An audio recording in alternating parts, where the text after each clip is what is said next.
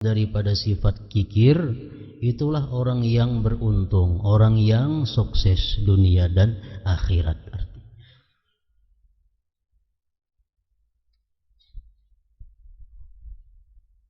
Ayat di atas menjelaskan bahwa seseorang yang kikir tidak akan pernah beruntung selama-lamanya.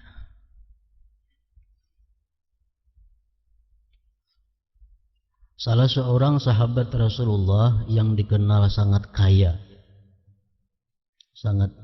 dan dermawan, Abdurrahman bin Auf. Ini salah seorang sahabat yang 10 dijamin Rasulullah masuk surga. Abdurrahman bin Auf. Beliau ini adalah orang Mekah. Kemudian setelah Rasulullah hijrah ke Madinah, 4 juga hijrah Abdurrahman bin Auf ini. Abdurrahman bin Auf ini asalnya bukan seorang yang kaya, tetapi orang yang sangat miskin. Orang yang kada mempunyai apa-apa. Hijrah ke Madinah. Di Madinah pun awal mulanya Abdurrahman bin Auf ini adalah hanya 4 orang karena kada berisi modal. Akhirnya Allah Subhanahu wa taala memberikan kekayaan yang melimpah ruah kepada Abdurrahman bin Auf ini dalam waktu kada lebih daripada sekitar 10 tahunan. Harta Abdurrahman bin Auf itu sudah kada muat kota Madinah menampungnya. Jadi Abdurrahman bin Auf ini berisi unta, amun dikumpulkan di Madinah kada muat Madinah itu. Madinah itu ganal pada berapa ini kira-kira. Jadi amun diandaki unta Abdurrahman bin Auf kada muat menampungnya.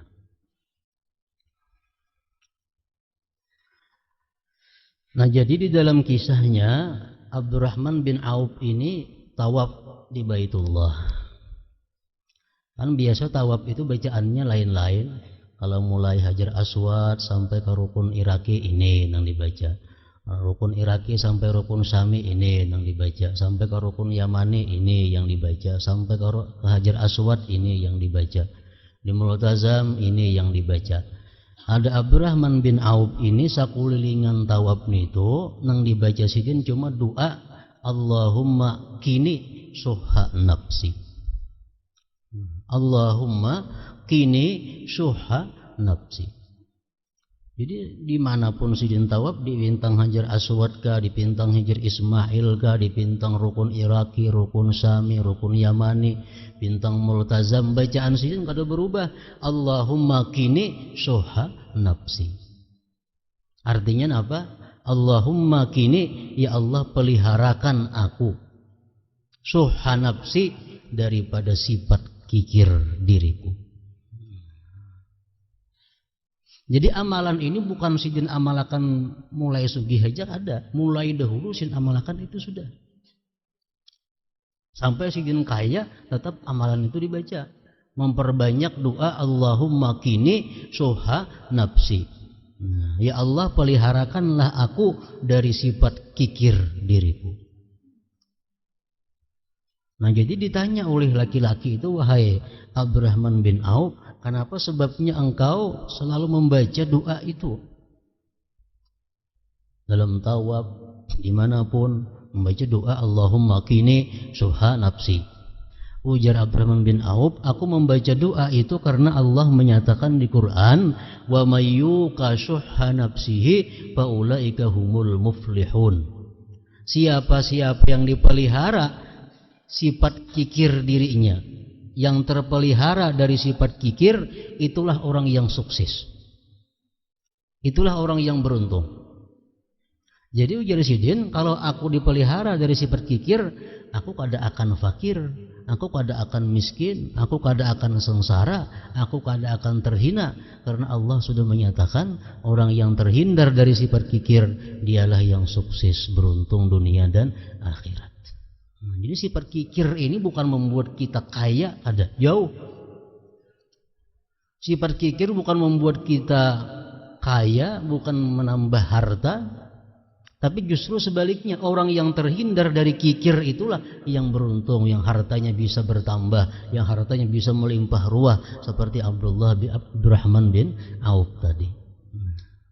Jadi jangan beranggapan bahwa aku kikir ini nyaman hartaku tambah banyak. Itu anggapan yang bertentangan dengan Al-Quran.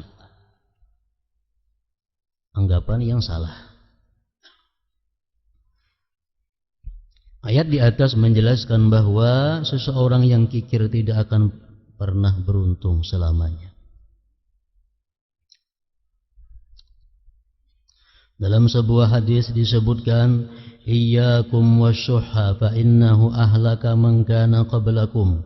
Da'ahum fasafaqu dima'ahum wa da'ahum fastahallu maharimahum wa da'ahum faqata'u arhamahum." Jauhilah sifat kikir, karena sesungguhnya ia telah membinasakan orang-orang sebelum kalian. Kekikiran itu menyeruk mereka, lalu mereka menumpahkan darah. Karena sifat kikir, mereka berkelahi, mereka perang saudara, mereka berbunuh-bunuhan karena kikir yang mengajak mereka. Dan si kikir tadi menyeruk mereka, lalu mereka menghalalkan yang diharamkan. Orang yang ada sifat kikir, hal-hal yang diharamkan Allah jadi halal baginya karena kikir. Dan menyeruk mereka, lalu mereka memutuskan hubungan dengan keluarga mereka. Keluarga ada yang sengsara, ada dibantu karena kikir. Keluarga ada yang kesusahan, dibiarkan karena kikir. Itulah kejadian yang menimpa orang-orang ini. Hadis riwayat Hakim. Rasulullah sallallahu alaihi wasallam bersabda, "Syarru ma fir rajul syuhhun hali' wa jubnun khali'." Sesuatu yang paling buruk yang terdapat pada diri seseorang adalah kekikiran yang tamak dan perasaan takut yang mencekam. Ini bila terkumpul ada dalam diri seseorang, maka terkumpul dua sesuatu yang sangat jahat, kikir dan penakut. Kikir dan penakutan.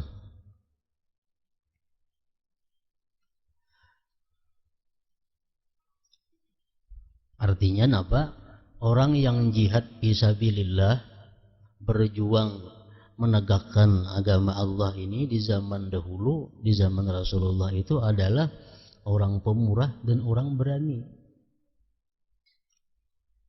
Ada nang kada berani, cuma pemurah. Nah dia umpat membantu Rasulullah dengan harta banyak, harta bendanya. Walaupunnya kada berani umpat perang, cuma habis-habisan dia membantu hartanya. Ada orang nang pemalar, cuma inya berani, sehingga setiap perang pasti dia ikuti. Nah ini ada juga baiknya. Kalau sudah kedua-duanya, mana kada membantu, kada mau pula umpat berperang. Nah ini nang sejahat-jahat nang ada pada dalam diri seseorang. La yajtami'u syarru ma fir rajul syuhun hali'un wa jubnun khali'.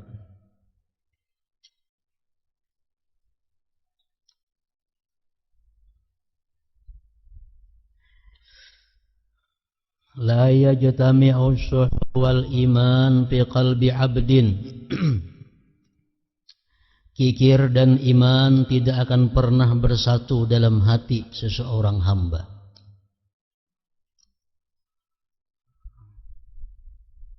Jadi artinya kalau orang itu kikir, berarti dia imannya di bawah.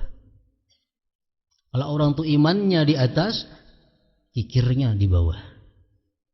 Sejajar antara iman lawan kikir dalam hati kada mau.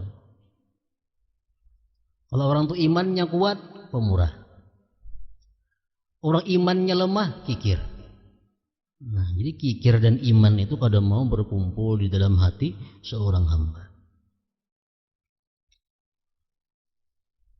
Hadis riwayat Nasa'i. Wa ayyu zulmin a'zamu indallah minasyuhhi. Kezaliman apakah di sisi Allah yang lebih besar dari kikir? Artinya orang yang kikir ini adalah orang yang sangat zalim di sisi Allah Subhanahu wa ta'ala.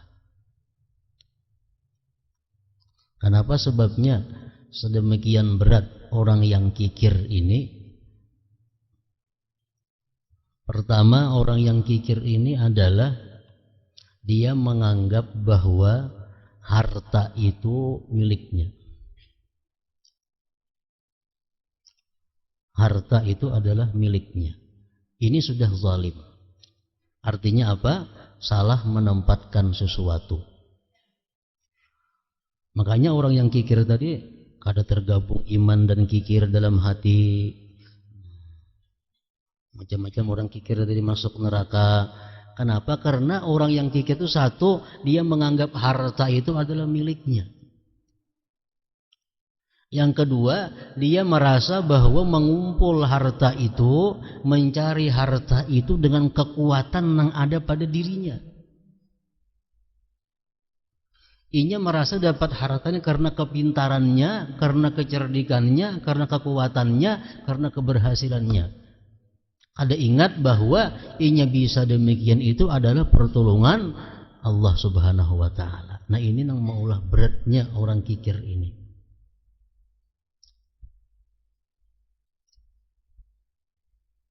Kadang merasa bahwa harta yang ada itu adalah merupakan titipan dari Allah Subhanahu wa ta'ala yang nantinya akan dipertanggungjawabkan di hadirat Allah. Kalau harta ini milik kita, kita kadang akan dihisap lagi mati. Kita kadang akan dimintai pertanggungjawaban. Kalau harta ini ampun kita bujur. Tapi dalam Quran, dalam hadis menyatakan bahwa setiap orang itu akan dihisap, akan ditanya, di mana ikam dapat harta itu, kayak apa ikam cara penggunaannya, kemana mengarahkannya. Berarti harta itu kada ampun kita. Nah kalau ampun kita, harta itu kada dihisap lagi oleh Allah, kada ditanya lagi. Nah orang yang kikir ini merasa bahwa harta itu adalah miliknya dan ia dapatkan dengan kekuatan yang ada pada dirinya. Nah ini nang maulah orang kikir ini dianggap Allah yang paling zalim.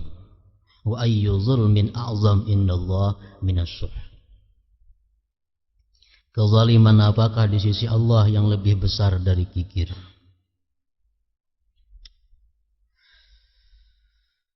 La yadkhulul jannata syahihun wala bakhilun.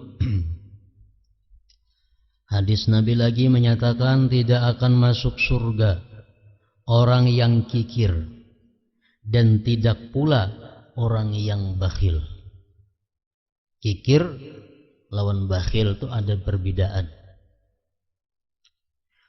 Kikir bahasa Arabnya sahih. Tidak masuk surga orang yang kikir dan tidak masuk surga orang yang bakhil.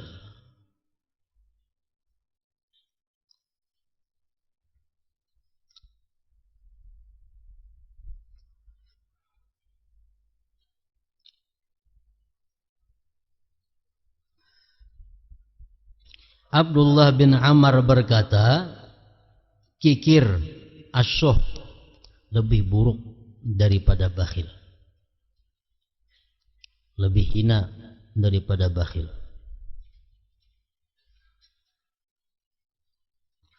Sebab seorang yang kikir akan bersikap kikir dengan harta orang lain dan berusaha untuk merebutnya. Di samping itu dia juga kikir terhadap apa yang dia miliki dan tidak mau menyedekahkannya. Jadi kikir ini seorang kadang mau mengeluarkan dan keberatan kalau ada orang lain mengeluarkan. Nah ini kikir. Seorang sudah kadang mau sosial dan menangati orang lain untuk sosial. Ia sakit hati kalau ada orang lain tuh sosial. Sayangnya duit diberikan ke situ. Nah, padahal orang lain kada inya kada. apalagi inya. Nah ini adalah sahih tadi kikir. Ini lebih buruk lagi daripada bakhil.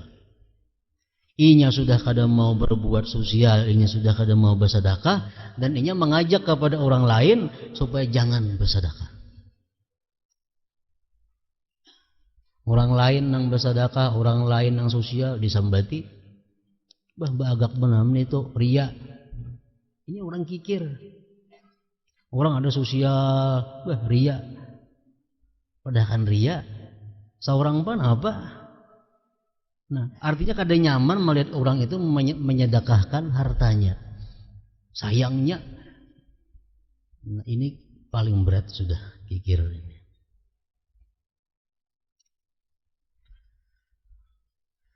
Sedangkan orang yang bakhil, dia hanya kikir terhadap hartanya sendiri. Nah, bakhil ini pun seorang hanya pemalar, orang sosialnya suka aja. Ya orang nyumbang, malahan aku kada ajarnya. Ini orang bakhil. Orang lain boleh aja menyumbang, asalnya jangan. Ini adalah bakhil. Terbaik sedikit pada kikir tadi. Cuma sama kedua-duanya jar Nabi la yadkhulul jannah, ada masuk surga.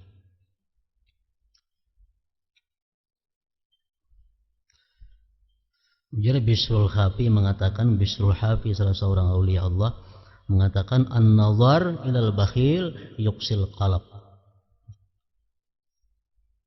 Kita memandang ke wajah orang bakhil itu mengaraskan hati kita. Apalagi mengawani. Melihati muhanya aja sudah mengaraskan hati. Ujar Nabi, makanannya apa? Penyakit. Orang yang bakhil ini. Makanannya penyakit, melihati ke wajahnya mengaraskan hati kita. Dan lagi Jar Bisrul Hafi mengatakan al-bakhil la ghibata lahu, orang yang bakhil itu kada ada gibah baginya. Artinya mun disambati kita kada berdosa. Itu pemalar orangnya, ada apa-apaan itu? Kada ada gibah kita. Al-bakhil la ghibata lahu. Abu Hanifah mengatakan, ujar Abu Hanifah, la ara an u'addila bakhila. Pendapatku orang bakhil itu kada adil. Abu Hanifah berpendapat bahwa orang yang bakhil itu kada bisa disebut adil. Artinya apa? Jadi saksi nikah kada kawa. Jadi imam makruh diikuti. Kalau orang yang bakhil itu.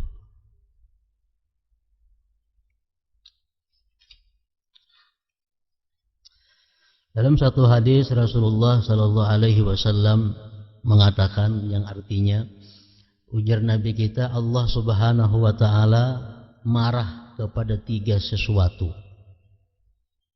Allah murka kepada 3 sesuatu. Dan Allah lebih murka lagi apabila 3 sesuatu itu dilakukan, dikerjakan oleh orang yang 3. Yang pertama, Allah marah benci kepada kefasikan. Allah benci kepada pelanggaran hukum-hukum Allah. Dan Allah sangat marah, lebih marah lagi apabila yang melanggar hukum Allah ini orang yang sudah berusia 40 tahun ke atas. Allah marah dengan minum arak. Allah marah dengan perjudian, perzinahan, ghibah dan lainnya. Tapi Allah lebih marah lagi kalau dilakukan oleh orang yang sudah di atas 40 tahun umurnya. Karena orang di atas 40 tahun itu artinya sudah taparak habis daripada yang ada. Orang yang sudah umur 40 ke atas itu lebih banyak yang dilalui sudah daripada yang tersisa. Yang kedua, Allah marah akan kesombongan. Allah marah kalau hamba-hambanya ini sombong. Tapi Allah sangat marah, bersangatan marah kalau yang sombong ini adalah orang yang fakir. Mana fakir, mana sombong. Allah sangat marah kalau yang fakir ini pulang sombong.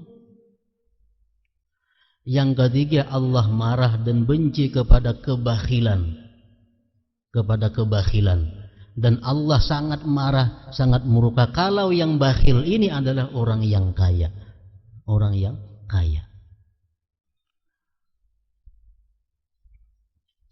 Allah Subhanahu wa ta'ala cinta kepada 3 sesuatu, menyukai 3 sesuatu, dan sangat cinta Allah kepada orang yang 3 yang melakukan itu. Pertama, Allah cinta ketaatan. Allah cinta orang-orang yang taat kepadanya.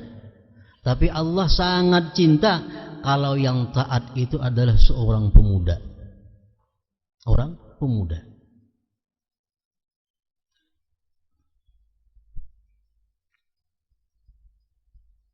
Pemuda itu artinya di bawah 40 tahun. Umur 35 masih muda. Kalau orang umur demikian taat kepada Allah, Allah lebih suka daripada orang tua yang taat. Lebih suka.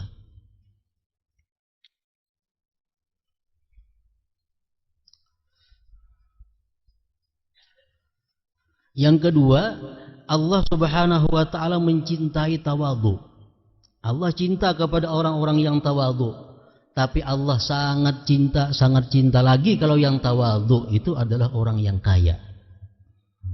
Orang yang kaya. Mana kaya? Tawadhu. Yang ketiga, Allah cinta kepada pemurah. Pemurah sangat cinta Allah Ta'ala. Dan lebih cinta lagi Allah kalau yang pemurah itu adalah orang yang fakir miskin. Ini fakir, pemurah. Pemurah itu yang diartikan nilainya. Kalau orang bisa duit 10.000 rupiah, inya wani bersedekah 5.000 itu sosial tinggi, sudah orang itu pemurah. Bisa duit 10.000, wani memberi 5.000. Itu sudah pemurah.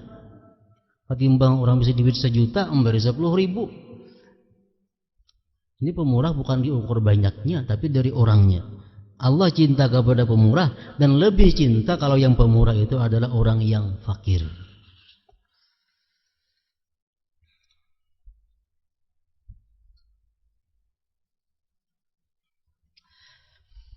Bakhil adalah perasaan berat hati untuk menafkahkan yang wajib dengan syarat atau sebab kehormatan. Ini pengertian bakhil ini kadang-kadang mengambang kayak apa pengertian bakhil itu.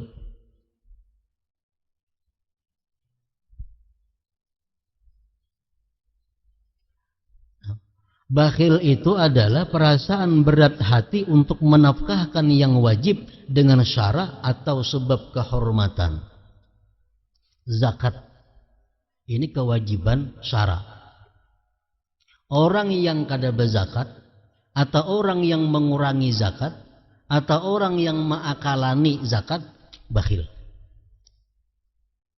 Masuk dalam ancaman-ancaman Allah tadi. Zakat diutak-atik sedemikian rupa sehingga manfaatnya kembali kepada seorang. Zakat kada beres, zakat kurang. Nah, ini sudah bakhil. Atau sebab kehormatan. Sebab kehormatan. Umpamanya di kampung kita ini orang masing-masing beadaan 10.000 rupiah. Orang 10.000 beadaan.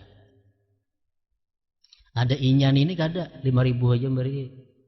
Padahal kekayaannya kurang lebih aja, usahanya kurang lebih 5.000 aja beri. Nah, ini ngarannya apa? Kehormatan. Ini bakhil. Masuk juga dalam ancaman Allah tadi. Menafkahkan yang wajib dengan syarat atau sebab kehormatan.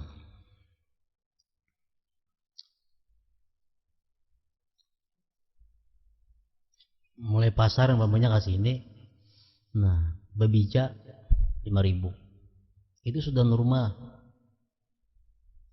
Fakir miskin bila bebica ke pasar 5.000, Nya ada 4.000 aja beri, kikir nih orang bakhil. Kenapa? Melanggar kehormatan. Melanggar kehormatan.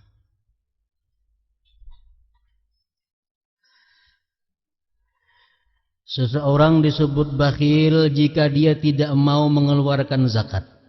Sudah jelas. Dan enggan atau keberatan untuk memberikan nafkah wajib. Anaknya, bininya, tadi dinafkahinya, itu jelas sudah bakhil. Sebagai contoh, seseorang yang keberatan untuk memberikan hartanya yang baik kepada orang lain. Dia hanya bersedia memberikan hartanya yang buruk.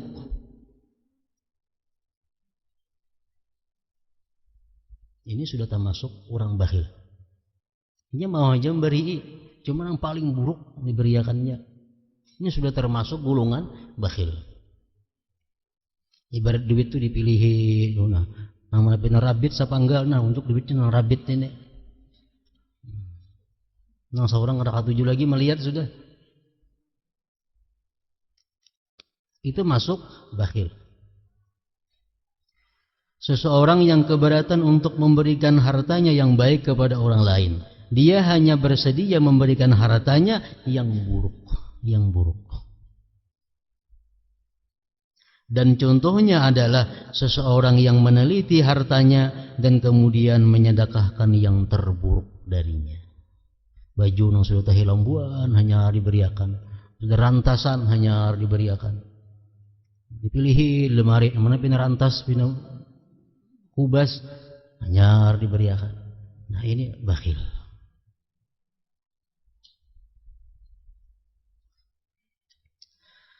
Seseorang yang bakhil adalah dia yang tidak mau mengeluarkan harta yang menurut syariat dan adat kebiasaan harus dikeluarkan.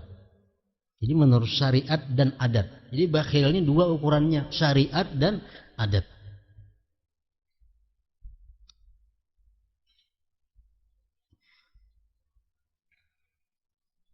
Orang yang menyimpan hartanya dan membiarkan agama dan kehormatannya ternodai adalah orang kikir yang dicela. Nya biar kita sambat orang pemalar kada jadi masalah. Yang penting duit jangan keluar. Sekampungan orang madakan kikir kada tahu-tahunya, yang penting duitnya jangan keluar. Ini orang yang rela mengorbankan kehormatannya demi menjaga hartanya. Padahal Allah Subhanahu wa taala menciptakan harta ini untuk menjaga agama dan kehormatan manusia. Di hadapan Rasulullah sallallahu alaihi wasallam pernah dipuji seorang perempuan. Ini sahabat-sahabat memuji ada seorang perempuan di Madinah, orangnya sawamah, puasa. Wa qawwamah, dan perempuan ini suka beribadah malam beribadah, siang puasa perempuan ini. Cuma wahai Rasulullah, inya nih orangnya pemalar. Kalau beribadah nomor 1, cuma illa anna fiha bukhla, tetapi dia pemalar. Ujar Nabi kita menjawab, fama khairuha idza. Kalau kayak itu kan ada baiknya perempuan itu. Kalau kayak itu kan ada baiknya perempuan itu. Nah, orang pemuasa, penyembah yang malam, pemalar, Nabi kan ada baiknya. Puasa kada, penyembah yang malam kada, tambah pemalar. Komplit tuh.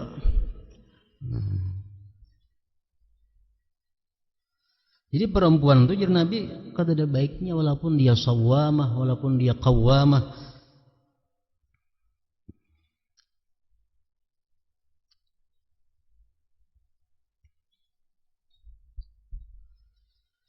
Rasulullah mengatakan al-jahilus sakhi ahabbu ilallah minal alimil bakhil. Orang yang bodoh, orang yang jahil, tapi dia pemurah. Dia lebih disenangi Allah daripada orang yang berilmu namun dia bakhil, namun dia pemalar. Orang yang berilmu saja kalau dia pemalar kada disukai Allah, apalagi nang kada berilmu. Apalagi nang kada mempunyai ilmu. Orang yang telah menunaikan kewajiban agama dan kehormatan yang lain yang layak dengannya Orang yang telah menunaikan kewajiban agama dan kehormatan yang layak dengannya, maka sungguh dia telah keluar dari sifat bakhil. Zakat biris, kehormatannya dijaganya dengan hartanya, nah dia sudah keluar daripada sifat bakhil. Rasulullah ada mengatakan dalam satu hadis, ujar Nabi kita, bari'a minasyuh man adda zakah wa qarad dhaifa wa atafin naibah.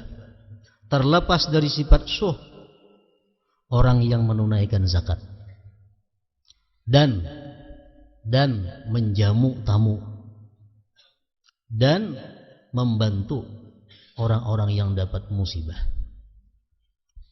Kalau kita 3 perkara itu kita lakukan, zakat kita bayar, tamu kita jamu, yang ketiga kita bantu orang yang kena musibah, terlepas daripada syuh, terlepas daripada kikir.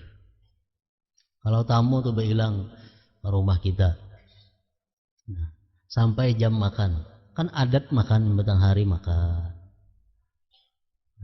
Lalu kita kadang memberi makan ini lawan tamu nih, bakhil. Kenapa? Melanggar hukum adat. Surungnya apa ada? Tamu datang ke tempat kita pas di mana kebiasaan kita makan. Nah, tamu ini ada jamu. Kalau kita kadang menjamu, kita hakun belapar paurut berdua kaina makan hanam bulik supaya bulik tamu dahulu, bakhil itu menyiksa diri ngarannya. Ngadang bulik akan tamu hanya makan.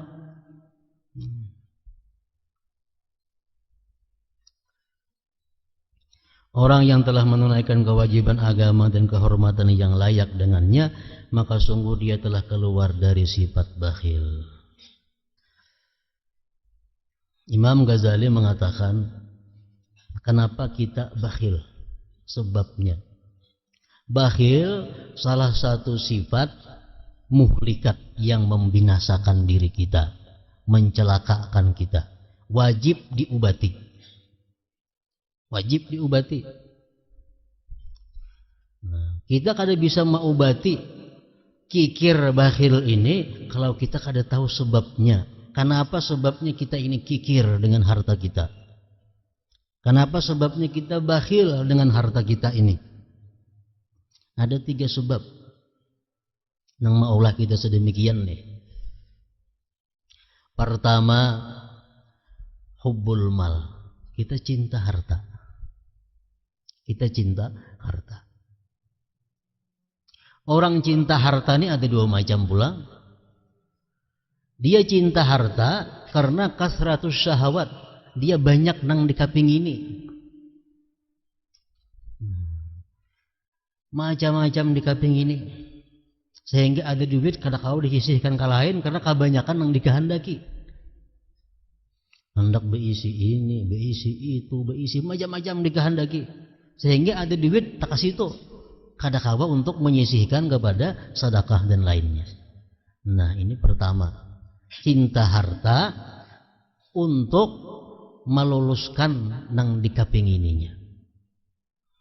Kita kapingin nukar baju 100.000 rupiah.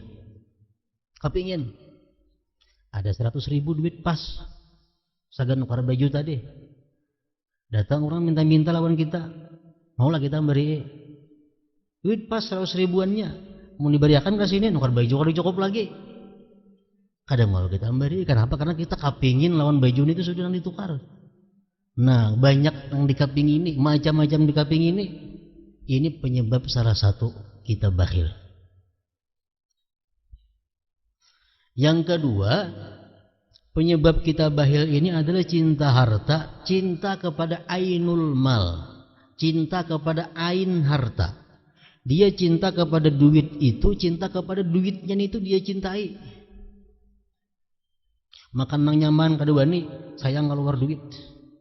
Nukar baju nang baik kada wani, sayang duitku berkurang. Baubat kada wani, sayang duitku berkurang. Duit dijapai hari-hari ditimbang di apa. Nah, ini orang nang bakhil. Bakhil karena kasayangan di duit. Randa-randa kita malam melihat duit, nah, ada aja kah duitku, kada kah, nah, dipusu-pusu, dihitung duit, hari-hari ini tuh jadi gawe. Nukar baju kada wani, nukar apa kada wani, apalagi bersedekah, kasayangan di duit. Nah, tuh. Yang kedua, sebab kita bakhil ini adalah tulul amal. Kita masih merasa punya umur panjang. Kita merasa mungkin mati mungkin 20 tahun lagi atau 30 tahun lagi merasa mati. Lalu kita bakhil. Andai kita meyakini bahwa kita isuk mati, kita hari ini habis-habisan. Kenapa? Karena merasa isuk mati. Tapi karena kita merasa mati mungkin 20-30 tahun lagi, nah lalu kita bakhil. Yang kedua daripada tulul amal ini adalah aulad, anak. Anak ini menempati tulul amal juga. Orang sudah berumur 90 tahun. Ini merasa para kaya sudah mati, cuma anak masih anum. Nah, anak ini menempati dirinya juga. Mau aku mati kayak begini anakku, mengkusuk sedekahkan, hadiahkan, kuwakapan kayak begini anakku hidup cuma aku mati. Nah, ini menempati sama lawan tulul amal. Nah, jadi sebabnya itu bakhil. Bisa karena seorang merasa lagi panjang hidup, atau seorang merasa parak mati cuma merasa anak masih banyak. Yang ketiga, sebabnya kita bakhil adalah ini yang utama, dha'ful iman, lemah iman. Iman kada kuat. Kepercayaan kepada Allah kurang. Nah, penyebab bakhil salah satu antara itu. Kalau kita hendak mengobati bakhil diri kita ini, cari penyebabnya namanya 4. Kalau kita bakhil karena kita ini cinta harta, karena harta ini menyampaikan kepada yang macam-macam kukaping ini obatnya ujar Imam Ghazali adalah qanaah. Qanaah itu cukup dengan yang sudah ada.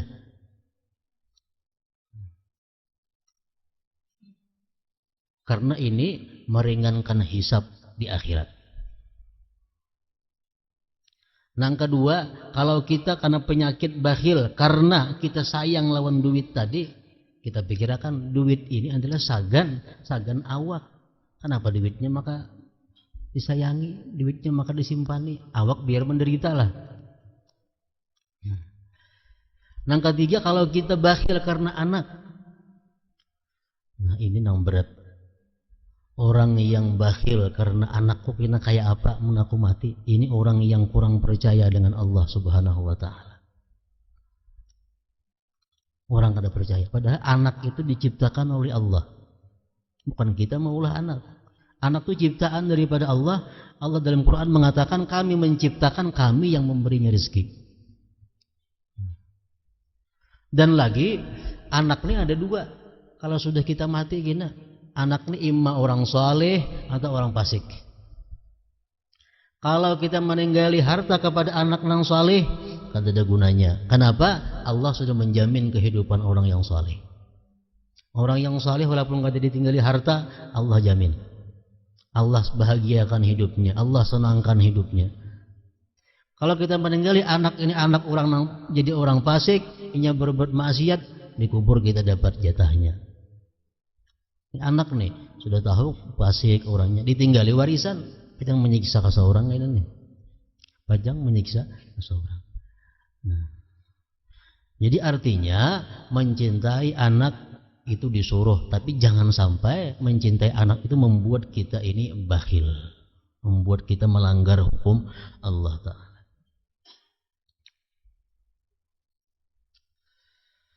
Tingkatan manusia dalam kedermawanan berbeda-beda. Di antara mereka ada yang memberikan hartanya tidak dengan senang hati, maka tidaklah dia seorang yang dermawan. Tapi dia sudah terhindar daripada bakhil. Orang yang memberikan harta tapi kada senang hati, terhindar daripada bakhil. Orang ini sosial, nah sosialnya, cuma inya ria, inya ini kada bakhil, ria aja dosanya. Inya menghambur duit dengan ada tujuan supaya dipuji orang, supaya disanjung orang. Inya selamat daripada bakhil, urusannya ria aja lagi semacam.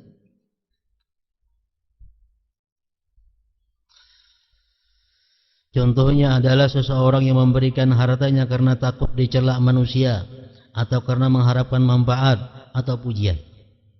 Itu bukan dermawan ngarannya. Cuma sudah kada bakhil lagi, tapi bukan sampai kepada tingkatan dermawan.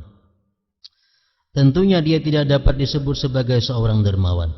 Dermawan adalah seseorang yang mendermakan hartanya dengan senang hati hanya karena Allah Ta'ala dan mengharapkan pahalanya. Nah, itu orang yang disebut sahiyun.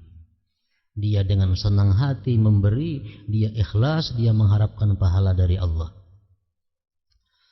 Adapun pada hakikatnya yang dermawan itu adalah Allah yang Maha Pemurah. Sebenarnya yang Maha Dermawan itu adalah Allah Subhanahu wa Ta'ala. Manusia yang dermawan berarti berakhlak dengan akhlaknya Allah Subhanahu wa Ta'ala. Diriwayatkan bahwa seorang perempuan ahli ibadah bertanya kepada Hayyan bin Hilal yang lagi duduk bersama teman-temannya, "Apakah arti kedermawanan menurutmu?" Mendermakan harta dan mengutamakan orang lain. Itulah kedermawanan, jawab Hayyan bin Hilal. Ini adalah kedermawanan dunia. Yang saya tanyakan adalah kedermawanan akhirat, ucapnya si perempuan tadi. Kita beribadah kepada Allah dengan senang hati. Itu ngarannya dermawan akhirat, jawab Hayyan bin Hilal. Apakah kalian mengharapkan balasan atas ibadah kalian itu? Tanya perempuan itu kembali. Benar, jawab Hayyan dan teman-temannya. Mengapa mengharap balasan Allah? Sebab Allah telah berjanji untuk membalas satu kebaikan dengan 10 kebaikan yang sama, jawab Hayyan bin Hilal. Kalau demikian bagaimana kalian dapat disebut dermawan? Kalau masih mengharap balasan Allah, buat apa disebut dermawan? Dermawan itu orang yang kadang mengharapkan balasan dari siapa juga pun. Kedermawanan menurutku adalah jika kalian menyembah Allah dengan penuh kenikmatan, merasakan kelezatan ibadah, merasa senang dan tidak mengharapkan balasan, sampai Allah sendiri yang memperlakukan kalian sesuai kehendaknya. Tidak malukah kalian mengharapkan balasan atas apa yang kalian kerjakan? Sikap seperti ini untuk urusan dunia saja buruk, apalagi untuk urusan akhirat, ucap perempuan tersebut. Jadi manusia dermawan dunia, orang yang memberikan sesuatu dengan senang hati tanpa mengharap balasan apapun, hanya diserahkan kepada Allah. Seorang perempuan ahli ibadah lainnya berkata, kedermawanan menurutku adalah kerelaan untuk mengorbankan jiwa. Imam Al-Muhasibi berkata, kedermawanan di dunia ini adalah jika engkau korbankan dirimu untuk Allah Ta'ala dengan senang hati tanpa paksaan dan tidak pula mengharapkan balasan. Jika engkau masih mengharapkan balasan pahala tetapi pasrah kepada pilihan Allah untukmu, maka engkau juga disebut seorang yang dermawan. Rasulullah SAW bersabda, "Inna hadzal din irtadaituhu li nafsi wa la yuslihahu illa as-sakha wa husnul khuluq fa akrimuhu bihi ma mastata'tum." Sesungguhnya agama ini kuridai untuk diriku. Tidak ada yang mampu untuk menjadikannya agama itu baik kecuali kedermawanan dan keindahan budi pekerti. Oleh karena itu dengan semampu kalian muliakanlah agama ini dengan keduanya. Hadis riwayat Daraqutni. Ma jabalallahu waliyan illa 'ala as-sakha wa husnil khuluq. Allah tidak mentabiatkan seorang wali kecuali atas sifat dermawan dan akhlak yang baik. Bersedekah, berwakaf, berhadiah, berapa? Mana baiknya terang-terangan dan tersembunyi? Nang tersembunyi itu lebih baik, nang terang-terangan baik. Kecuali bagi orang yang ulama.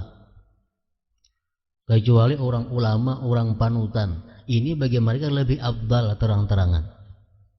Kenapa? Satu, supaya dituruti. Nang kedua, supaya ulama jangan dicap orang bakhil.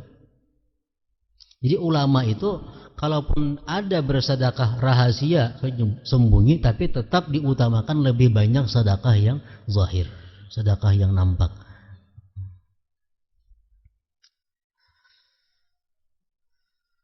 Allah tidak mentabiatkan seorang wali kecuali atas sifat dermawan dan akhlak yang baik.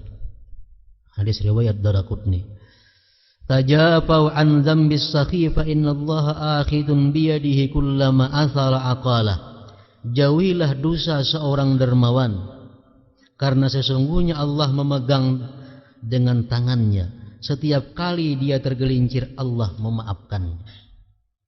Artinya kalau orang dermawan, orang yang dikenal pemurah, mereka ada berbuat dosa,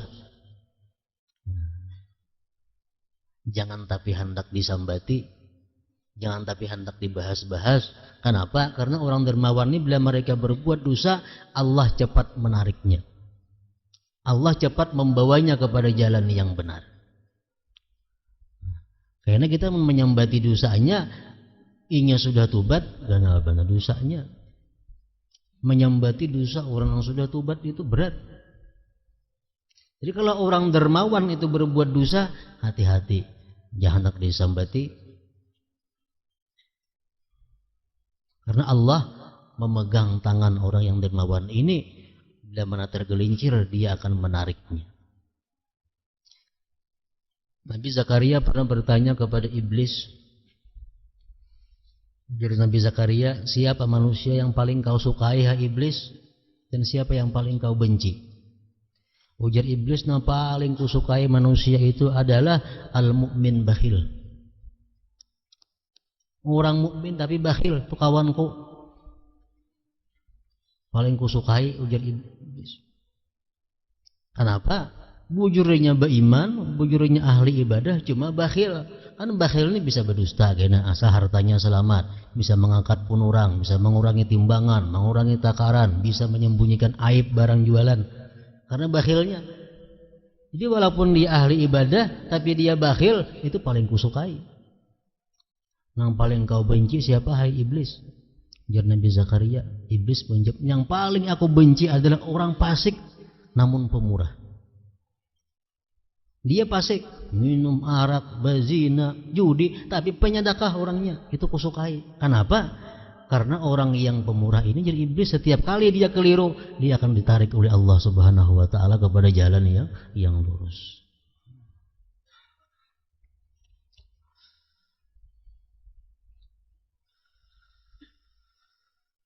Diriwayatkan bahwa Allah mewahyukan kepada Nabi Musa alaihi salam, jangan engkau bunuh As-Samiri, sebab dia seorang yang dermawan. Sufyan bin Uyainah berkata, dermawan adalah berbuat baik dengan teman dan pemurah dengan harta. Al-Hasanul Basri berkata, puncak kedermawanan adalah mencurahkan segenap kemampuan untuk mendermakan semua yang dimiliki. Beliau juga berkata, dermawan adalah jika engkau dermakan hartamu untuk Allah Azza wa Jalla. Lalu beliau ditanya, jika demikian, lalu apakah yang dimaksud dengan hazam? Hazam adalah jika engkau tidak berderma karena Allah, jawab beliau. Dalam perang, Rasulullah SAW bersama sahabatnya memenangkan peperangan. Banyak dapat tawanan dan banyak dapat harta rampasan perang. Tawanan ini perintah Allah dibunuh.